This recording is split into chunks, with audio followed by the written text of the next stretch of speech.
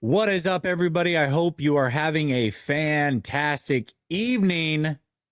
Got a new Tuesday time slot for my guy, So Real Sunil. We got a lot to talk about. Jake Moody is no longer on the team. That is a major surprise to me. I didn't think the 49ers would make that happen. They've got a new kicker. Plus, we've got to talk about week one, finally move on from it. What does Brock Purdy's future look like in a CMC? Still CMC? We will discuss that, plus more next.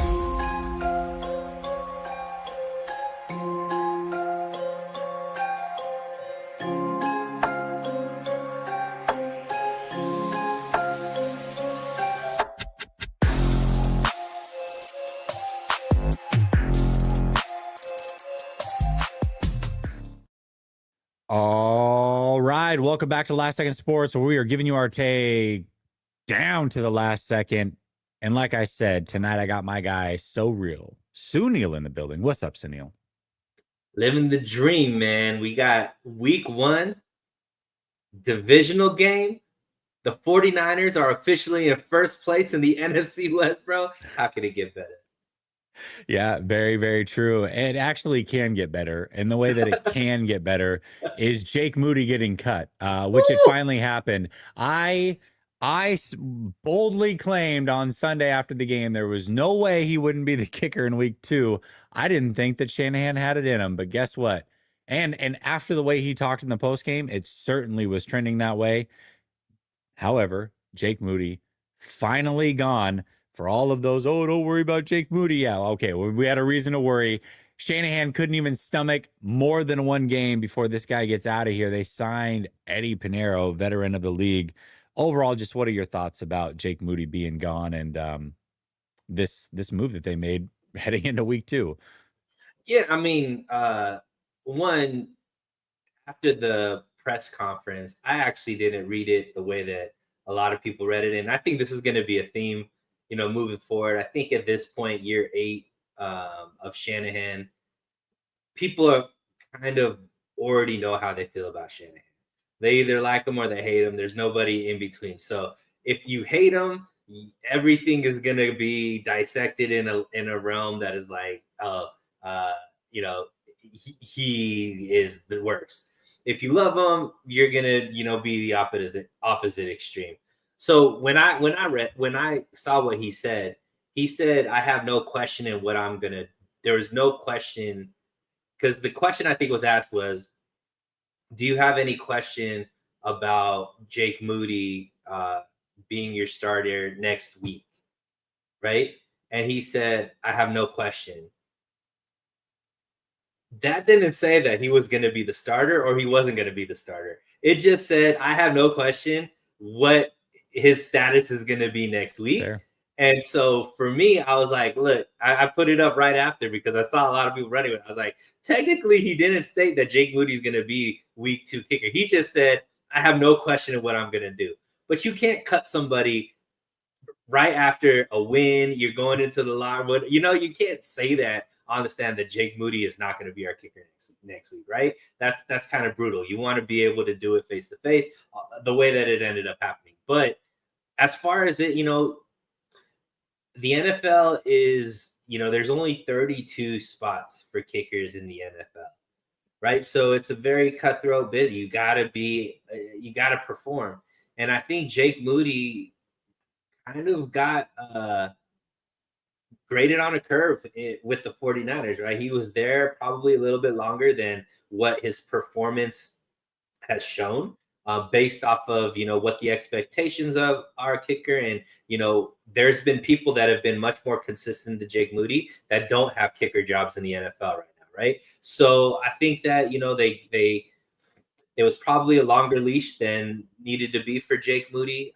Obviously somebody losing their job and their livelihood, you never want to celebrate that, and I think a lot of people are going a little bit overboard and forgetting that this is a human being and whatnot, but the reality is he isn't a good enough player to be the starting kicker for the 49ers. Maybe he could get it together and get away back into a league and whatnot. But as far as a 49er kicker, I'm glad that he's not there because he just hasn't performed. And it's too scary as a fan every single time your field goal kicker is up there. you have no idea what's going to happen, and that shouldn't be the way that it feels.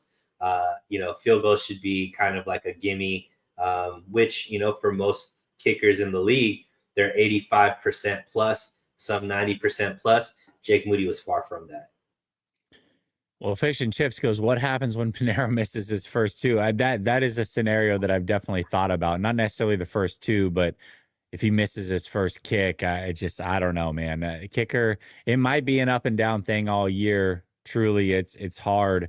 To Sunil's point, there's always guys out there, but it's not ideal to be replacing your kicker a week into the season, and not because he got hurt, but because he's just not somebody you can trust. It's not where you want to be. But again, I can only blame Shanahan for this. Like, it was clear as day that once I heard Moody was changing his kicking approach that he'd always had from a 3-step to a 2-step or whatever, I was like, it's done. He's cooked. He's absolutely cooked. His mentals are gone. It's very clear. Do not let this guy kick for you. Then they had a competition. The competition ended early because they needed roster spots. Even though Moody lost the quote unquote competition, he still was given the benefit of the doubt. And you get what you deserve on this one. He missed a kick in the preseason. It should have been the indicator that do not trust this guy. And then to miss a 27-yarder, my gosh, absolutely terrible. It was an awful pick from the beginning, not just because of the player, but where he was picked. It was a waste. It was an absolute waste. He hung on way too long. It is what it is. Good riddance. Time to move on from Jake Moody. All right. We got a couple super chats here. Let me get to these ones. Dangerous Dave says, Moody gone, dreams do come true. Now the neighbor. All right. Got you.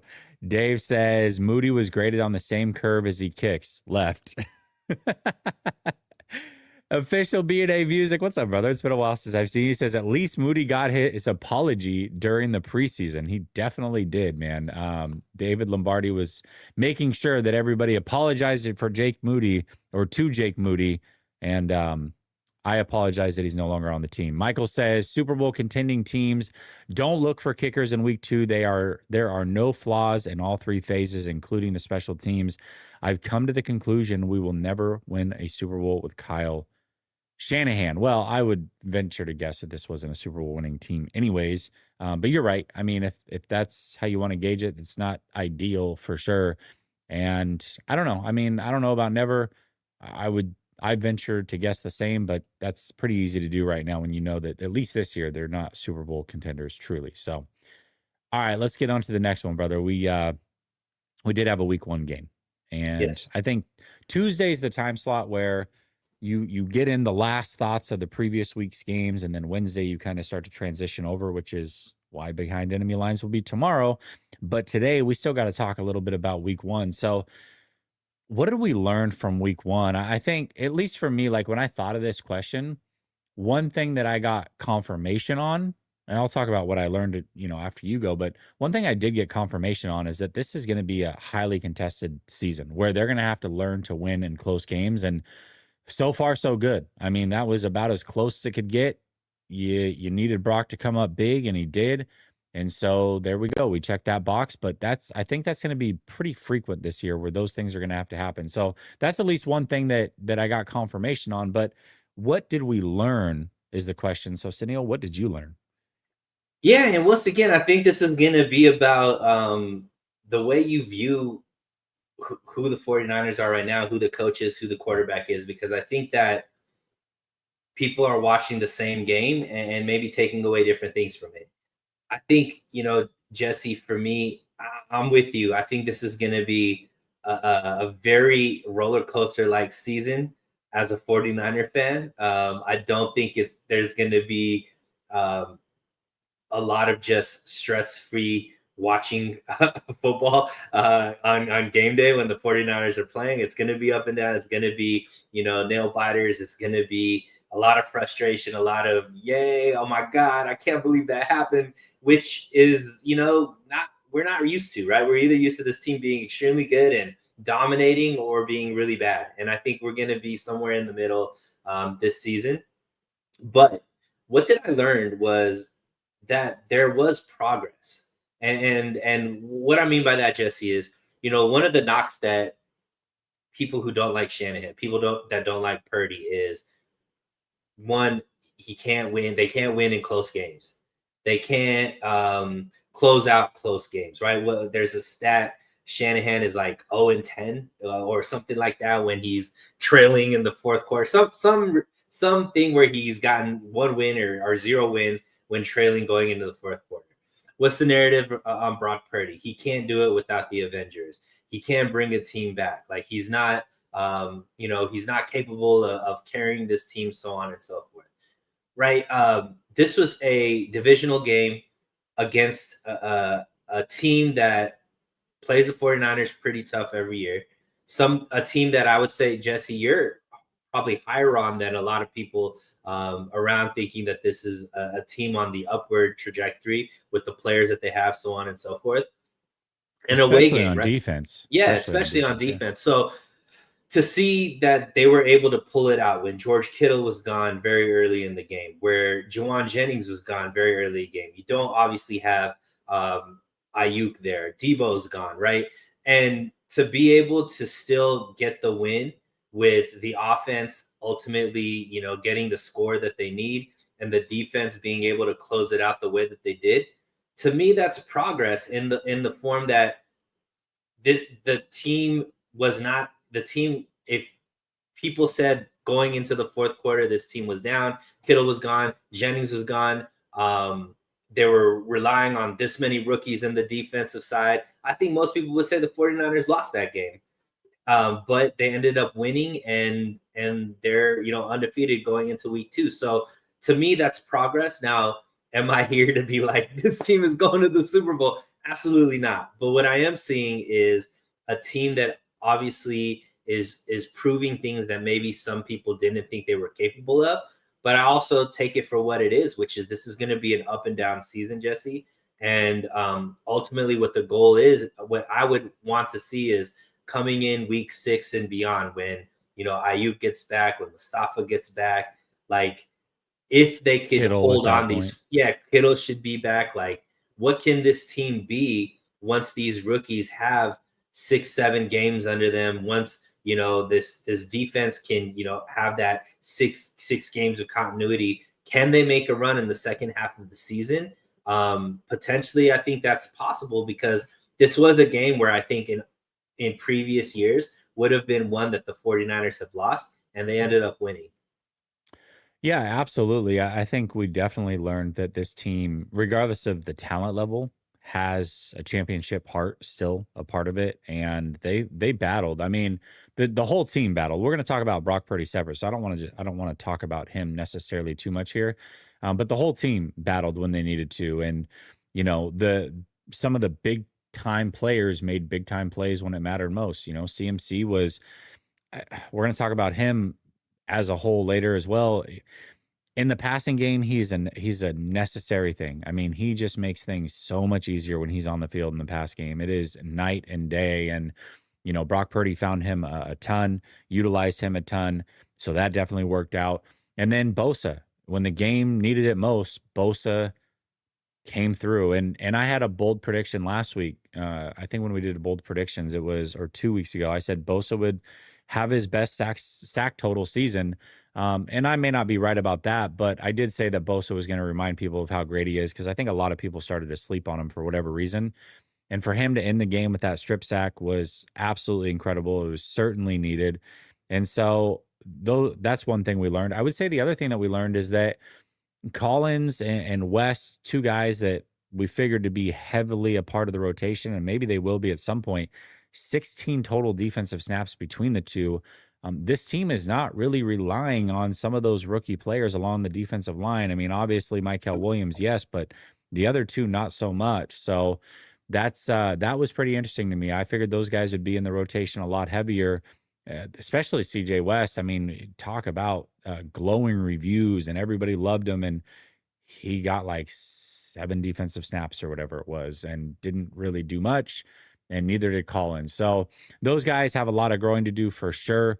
But the 49ers still have some decent depth along the defensive line. And I think that was a concern. Early on they were getting gashed in the run game, then they figured it out, and then they got gashed at times, but they also did a very good job against Kenneth Walker. Overall, it was Charbonnet that was really kind of cooking them a little bit at times, but overall everything looked improved. And in case you needed the reminder, Robert Saleh is a hell of a defensive coordinator. We'll say that. To come out week one with that defense, that many rookies having to contribute and put things together the way that he did, very, very impressive. So Dave says, okay, winning TD was nearly a third interception. No talk of that. We'll talk about it. Dangerous Dave says to Neil, Saleh is the difference. Lyle, Lyle. Was Kyle Shanahan didn't have Robert Saleh in the past and still had these close games? Was that only one Saleh wasn't there? And Saleh's been a head coach, right? He got fired. So that's what I'm saying. Like, this is already, people put their foot in the ground. It's either gonna, if you hate Shanahan, he'll never get any credit. If you love Shanahan, it'll always be like, to me, I think Shanahan made some mistakes. I think the Moody thing was a big mistake. Obviously, this game was completely different, maybe with a different kicker, right, Jesse? Like, they're up a lot more, and maybe that changes how close this game was moving forward. But yeah, I mean, if you want to not give Shanahan any credit, then okay, I don't know what to tell you. Dave wants to know if I'm doing the roundtable tonight. Hell yes. Make sure after this you go to the NFC West roundtable at 9 p.m. Eastern. So in about 30 minutes, I've got some bets to be collecting on for sure. So yes, I will be there. No doubt about it. All right, let's talk Brock Purdy in particular. He's got this injury, which I think kind of caught us all off guard. I mean, the fact that he's got the shoulder injury on the non-throwing arm, not as big of a deal, but he's got this toe injury, which potentially could keep him out. Shanahan didn't want to commit. I don't know how much of that's gamesmanship versus how much he might actually miss the game, but banged up already. Not ideal for sure. But week one, I mean, certainly interesting performance. A lot of people are using the game-winning throw as a reason to say that, he's him, and other people are looking at the interceptions and some of the boneheaded plays to say, hey, this is what I'm talking about. Overall, what were your thoughts on Brock Purdy, and what do you foresee him being going forward, especially with some of these injuries? Yeah, I mean, I think Brock Purdy is Brock Purdy, and is he him? I don't know. I'm not gonna say that. Is he as bad as his detractors say he is? I wouldn't say that either. I mean, I think there's a lot of pressure on him because he obviously got paid. And once again, I think that the knock on Brock Purdy has been he can't win without a ton of talent around him. And I think he proved, at least this week, that he can win without the Avengers, right? And did he throw some really bad passes? Absolutely. Like, those interceptions were not good. Him with that jump throw, I don't know what that was. Like, this isn't baseball. Like, I don't know what that was. But yeah, there was times where it was just like, dude, like, what are you doing? I also think that, he holds the ball way too long. Like, he's not getting the ball out quick enough. And I also would say, Jesse, like, the dude's locked into CMC or Kittle, right? He needs to be able to start moving the ball around a lot more. At one point in the game, when Kittle went down, I was like, dude, it's just CMC and everybody else is a decoy, right? And that, I think, has more to do with the way Brock Purdy sees things versus kind of the plays that are being called. And that is something that I think has been a criticism of Brock Purdy. He's kind of been, force fed the ball to Debo, force fed the ball to CMC, and guys like Brandon Ayuk, who were open a lot more, necessarily didn't get the ball when they probably should have been where the read is. So I think there's a lot that Brock Purdy can improve on, for sure.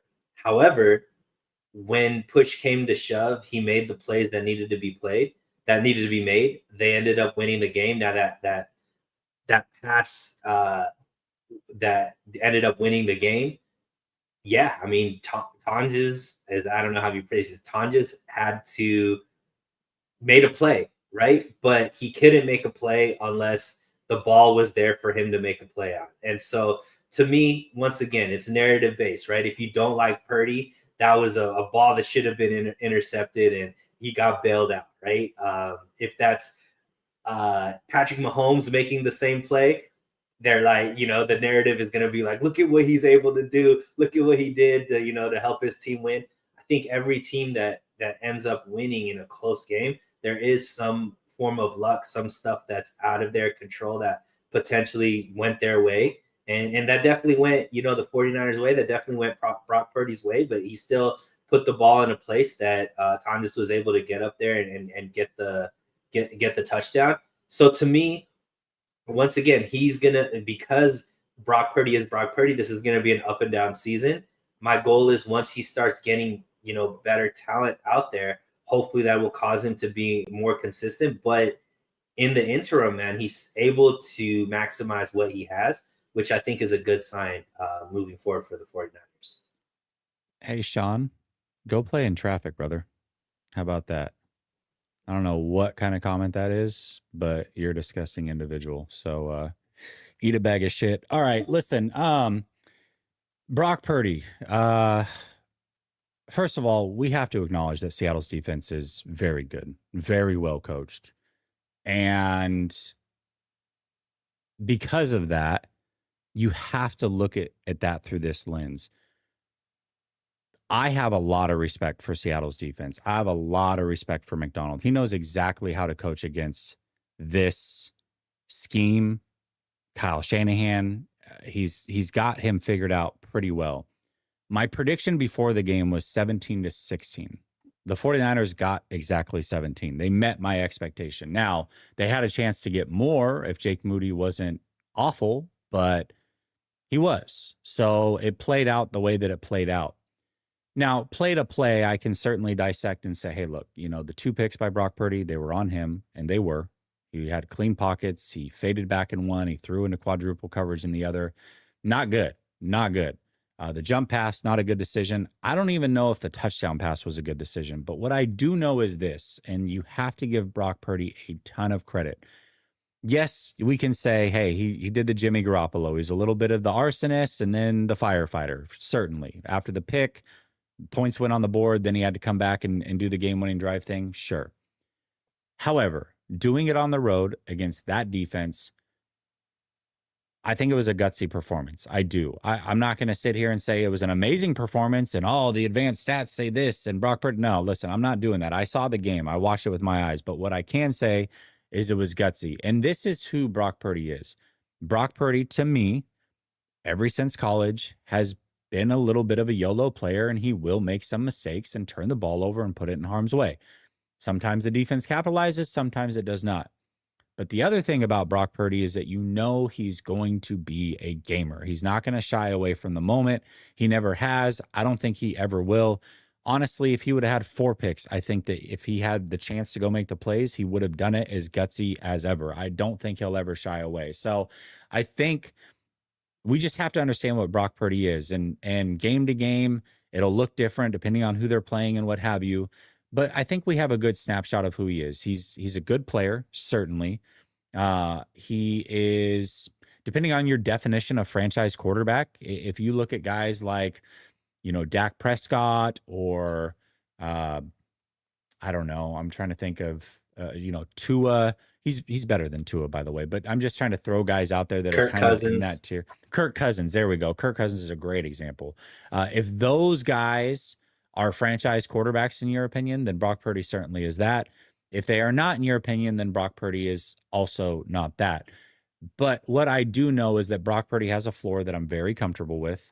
I know that he can play winning football, and I know that you're never going to get anything less than his best. Sometimes it's good enough, sometimes it's not. Fortunately, it was definitely good enough. And yes, with all the injuries, everything going on around him, I would say it was a pretty damn gutsy performance, and he deserves credit for that. Week 1 is always squirrely, no matter what. On the road makes it even tougher. Division opponent makes it tougher. And then you've got a defense that I respect as much as I do Seattle's. You got to take your hat off to him. He got it done when it mattered most. And that's the most important thing. They got the win. So I would say that Brock Purdy overall, Good game, certainly not perfect. Needs to clean up the interceptions, but I don't know that he ever will. He's been this guy since college. He has. He's a YOLO player, and you live by the sword, you die by the sword. Fortunately for the 49ers, throughout Brock Purdy's career, they've lived by it more than they've died by it. So I think that they'll continue to ride that as much as they can. Yeah, the biggest thing I want to see from Purdy is, you know, get the ball out quicker, Mm. right? Because I think that, the offensive line obviously is a narrative. Once again, I think a lot of people are going, oh, this offensive line is trash. And, 49ers just re-signed Colt McKivitz, gave him an extension, right? At $15 million a year. But when you look at, how much time they actually gave Purdy, it's a lot higher than most of the teams that most of the quarterbacks are getting in the league. So I think that, this system that Shanahan has, the ball needs to come out quick. And I think if the ball comes out quicker with Purdy, or he's more decisive with his decision making, and kind of takes what's there versus kind of the YOLO mentality that you're talking about, Jesse, that I think the offense will look better overall. But like you mentioned, I don't know if that's in Purdy to be able to do that. But I would like to see him be a little more decisive and get the ball out as quick as possible. For sure. And Jacob says, Jesse, I like your co-host. He's a real one. That's why they call him So Real Sunil. I don't know if you knew that, but that would be why. Dangerous Dave says Shanahan learned to not get fired, no coaching. And then he says Brock is butt and not the good kind. Captain Doodoo. Geez, man, you're just coming in tough on these guys. I will say, Dave actually believes these things. I had lunch with Dave. He moved to Tampa recently, and he really does believe what he says. So he's a little harsher here in the chat, but he definitely does believe it. All right, let's do some sleeper picks, brother. Let's bring that on. Check them out. So Sleeper is the best fantasy app that there is. Daily fantasy, weekly fantasy. Sunil knows, actually, back in June, before they were even a sponsor on the channel, the Dynasty League that Grant's in, you're in, Marco's in, myself, is a league that we run through Sleeper. Definitely check them out. Promo code LSS, get 100% on a deposit match of up to $100. But Sleeper is not only fantasy based, it is also skill based, where you win real money. And we're going to do that today with some more or lesses. First of all, we're going to do it on the Thursday night football game. We're taking our free slot. Jordan Love is going to throw for at least a half of a passing yard. So I will take that. Hammer that one. Let's talk Deebo Samuel, though. Deebo Samuel had himself a good game last week. He had the end around run for like 25 yards and a touchdown. But the question is can he get over 46 and a half receiving yards? More or less on that, do you think? Actually, you know what? We can't do this one. I just realized that it's got a promo attached to it, which means I can't do it with the Jordan Love one, and that's definitely the way to go. So we'll go with this. Micah Parsons, more or less half a sack. More. Okay. I like this. All right. Eckler, more or less 21 and a half rushing yards. We know he's the backup, but that's an interesting number, right? I got more for you. You don't have to do that one. I'm not going to pigeonhole you, but Terry McLaurin, Scary Terry, 55 and a half receiving yards, more or less. You like that one? More. Okay. And what about Jacobs or Krosky Merritt on the touchdowns? So I think in most of these, you have to do at least one from each team, right? So how many picks are we doing? Well, we got Love, Parsons, and we got McLaurin. So okay, got it. So you just take whatever you like from this point on. So Jacobs, Krosky Merritt, are you strong on either one more or less on that half touchdown? I think Jacobs will get it more than Krosky. Okay. All right. And then I'll throw one more at you. Do you like the Jacobs anytime touchdown more or less, or do you like the Golden 35 and a half receiving yards more or less better? Jacobs anytime touchdown. Okay, you're taking it. Okay, all right. We're gonna lock that one in. We're gonna play it safe. We'll do a 5 spot on this one 8 times. Should put us around $40 or so. All right, there we go. So $5 to win 41.50. The picks are Jordan Love. Easy on the half yard, we're going more. Josh Jacobs, anytime touchdown, we're going more. Micah Parsons on a sack, we're going more. And Scary Terry, 55 and a half receiving yards, we are going more. If you have buyer's remorse, however, you get 5 minutes to cancel your pick. We are not doing that. We let it ride here on Last Second Sports for sure. If you want to tail us, you can using promo code LSS to get that deposit match, or you can fade us if you want. Maybe you don't agree with our picks. So however you want to do that, that's up to you.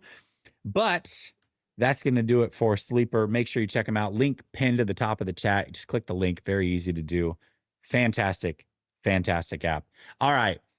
So, Neil, we got to talk about CMC. He's been a heavy topic throughout the course of the offseason, number one. Myself, Grant, made observations that he looked a little sluggish, I would say. That was met with a lot of venom. I would say after week one, I feel pretty good about my stance. Listen, CMC is still a really, really good player. Don't make no mistake about it. He's still a very good player. And in the pass game, especially, absolute savage. However, bold take. A lot of people are talking about Jordan Mason and comparing him to B-Rob and how we should have kept Jordan Mason. And, you know, a lot of people are also bringing up the fact that we got Siegel for that draft pick, what have you. But I will say this, at this stage in their career, 29-year-old CMC, young Jordan Mason, I think as a pure runner, not a player, CMC is the better player. Do not hear this wrong. CMC is the better player. But as a pure runner, Jordan Mason, if he had stayed on this team, would be the best pure runner that they have. And I think CMC, that's where it shows the most and is going to continue to show the most. He is certainly not his 23 season offensive player of the year caliber anymore. Still a fantastic receiver. Again, still a very good player, but I think that's where it shows up most. So that's my assessment of CMC. Again, we'll see. I get it. It's just one game. A lot of people talk about the offensive line, but yards over expected. He was literally the worst in the NFL out of all running backs. So I don't know, man. I don't know what to make of it. I honestly don't even know what your thoughts are on this topic when it happened in the offseason, what you've seen now. Like, where are you at on CMC? Do you feel like he's lost something? Do you still think he's that dude? Like, just overall, what are your thoughts? I mean, as far as production, he definitely lost something, right? I mean, I think it was a 3.3 yards per carry, which is way lower than what we're used to from him. He didn't have any real like breakaway runs that we're used to seeing with CMC in his prime. Here's the question that I have, Jesse. I know, obviously age-wise, things like that. Definitely there's an age where people running backs hit a certain wall and then they just kind of go down from. Some of the running backs that have been able to run through that wall, guys like Derrick Henry, I would say, they're able to do that because of their ridiculous work ethic, right? You see how Derrick Henry, prepares and the type of workouts he does, and that's why he's able to stay kind of at an elite level even later on in his career. CMC is that dude too. He's a gym rat. He works out hard, things like this. So my question is, and why I'm not gonna be out on CMC quite yet, is because he hasn't played football in a long time, and so I think that especially the type of injury that he's coming from with the calf and the knee, I don't think that you look 100% right away, right? The things that I would point to that are positive are he got the ball a lot, Jesse, and he didn't come back with any dings, any like noticeable injuries, right? He stayed durable the whole time. He came out, he jumped up from every single time. There was no pain on his face, at least visible from what I could see sitting on my couch watching the game, right? He also, Jesse, pulled himself out of the game a few times, right? One thing that we were told was that, he's very selfish. He doesn't pull himself out. He did pull himself out, more often than I think he had done in previous years. So for me, those are two signs that are positive. What I am hoping for, and I'm not claiming that this is going to happen. This is what I'm hoping for, is as he gets his football legs under him. He didn't play a lot in the preseason at all. If anything, he obviously training camp, you could only do so much. I think he needs to get his game legs back. And once those game legs are back, Jesse, then we can see, middle of the season, if he's still healthy, is he the same guy, or is he what you think he is, which is falling off a cliff? I'm going to stay hopeful that CMC still has it in him, because I still see his ability to run routes. I still see his, the fact that he could stay durable. To me, those are good signs. I do think it's not ridiculous to think that he just needs to get his game legs under him, and potentially he could get back to maybe not, the offensive player of the year type level, but definitely someone that we can say, hey, our offense is 10 times better because he's there. Yeah, listen, I want to be clear. You definitely put some words in my mouth with falling off a cliff. That is very different than lost a step. You're going to get me in trouble because I did not say falling off a cliff. All right.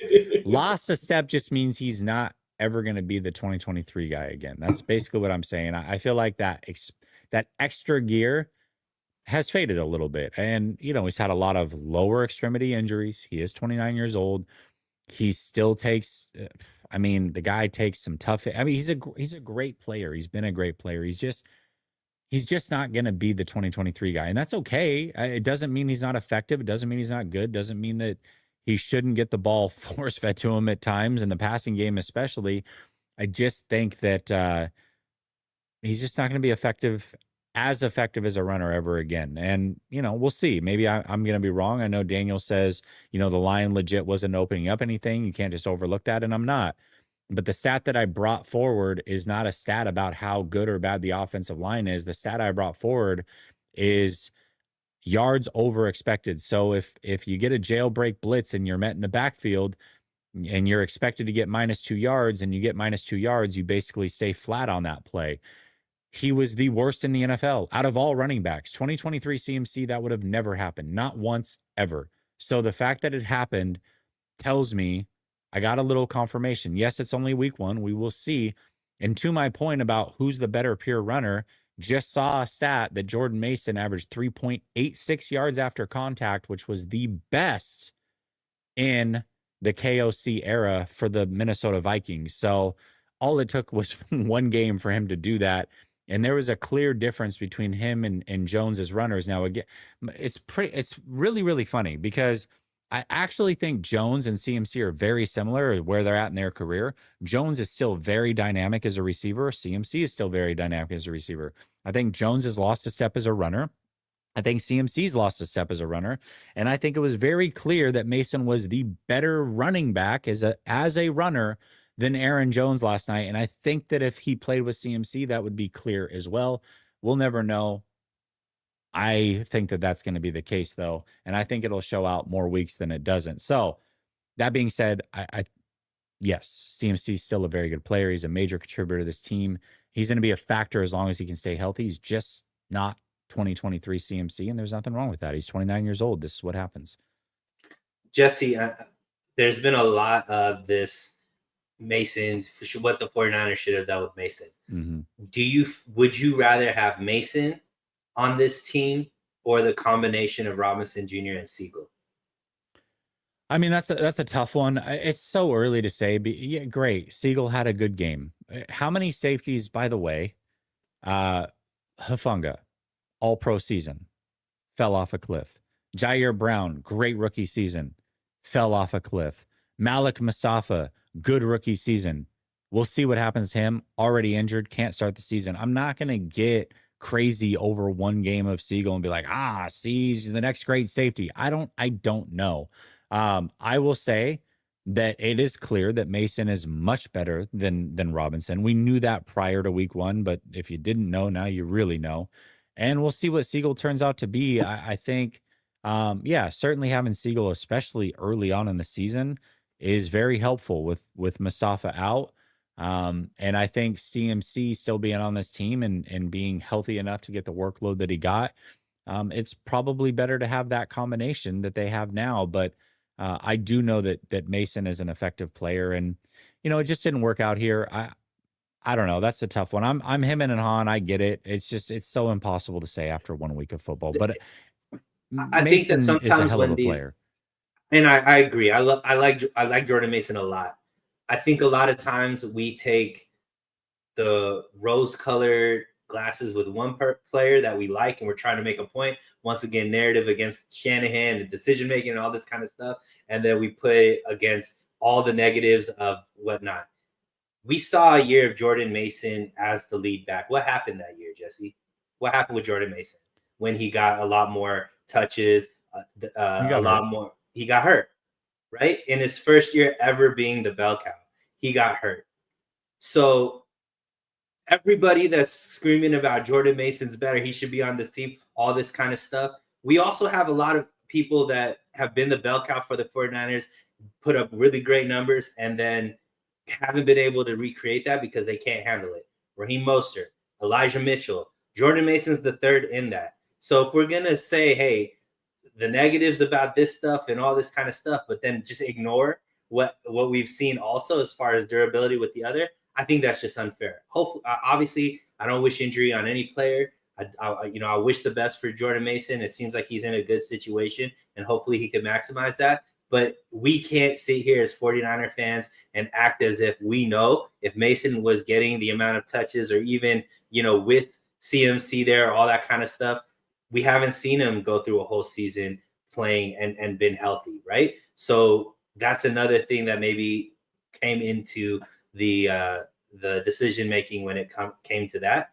So I just think that if you could get another starter in place for a backup, to me that is you take that. To me, you take that. If you could get a starter in a position of need for a backup, I think that makes a lot of sense in my eyes. Yeah, I totally understand where people are coming from on that. Cryptic says, I don't know how we can look at CMC and see what Henry is doing and saying CMC can't still be a premier back. Two very different types of players. I mean, Derrick Henry, first of all, is built like a Greek god. He hasn't had near the injury history, especially in the lower extremities that CMC has had. He's been very blessed to stay healthy throughout his career. And we've seen guys with these physical builds that he has last longer. We saw it with AP. When you look at the type of player that CMC is, the two comps that you really can look at are Marshall Faulk and LaDainian Tomlinson, who they're 29-year-old season. They were still effective players. It's not like they were bad players, but you look at their years prior and compare it to that year that they were 29 years old, and they weren't the same. They just weren't. And I don't expect CMC to be the same. I mean, he's going to get force fed, he's going to get volume numbers, but 3.1 yards per carry. Listen, I get the offensive line was whatever. There is no chance 2023 CMC has 3.1 yards per carry. It would not happen. I don't care how bad it looked.